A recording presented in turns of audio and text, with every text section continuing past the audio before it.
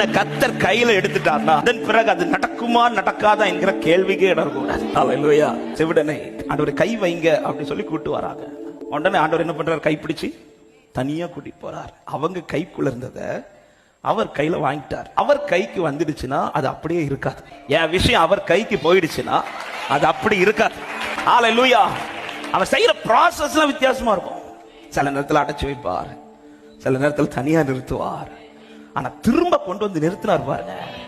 அந்த நேரத்தில் அவன் கொடுத்தது போல அல்ல, அவன் வாழ்க்கையில எல்லாம் திறக்கப்பட்டதா. தேவ பிள்ளைய, நான் கர்த்தரை நம்பிதானே இந்த காரியத்தை கையில கொடுத்தேன். கர்த்தரும் கையில எடுத்தாரு. அதன் பிறகு என் வாழ்க்கையில ஏன் இப்படி மட்டும் யாராவது கேள்வி விட்டுருக்கீங்களான்னு தெரியல. இந்த வார்த்தை ஆவியானவர் சொல்ல வைக்கிறார். திரும்ப நிறுத்தும் போது திரும்ப நீ இப்படி நிற்க மாட்ட. கர்த்தர் செய்ய வேண்டியதெல்லாம் செய்துதான் நிறுத்துவார். அல்லேலூயா. ஆண்டவரே, நீங்க இவன் மேல கைய வைங்க. அவங்க கண்ணுக்கு முன்னாடியே இவர் கை வச்சு ஒரு சுகம் கிடைக்கும். இது அவங்களுடைய எண்ணம். ஆனா கர்த்தர் செய்கிற செயல்கள் வித்தியாசமா இருந்துச்சு. ஆனா அவங்க கேட்டது நடந்துச்சா? இதுதான் நான் கேட்டது நடக்கும். ஆனா அவர் நடத்துறது வித்தியாசமா இருக்கலாம். இந்த விஷயம் இப்ப என் கையில இல்ல, இந்த விஷயம் அவர் கையில இருக்கு. இந்த ஒரு உறுதி மட்டும் ஒரு தேவ பிள்ளைக்கு இருக்குன்னா அதன் பிறகு அதை குறித்து கவலைப்பட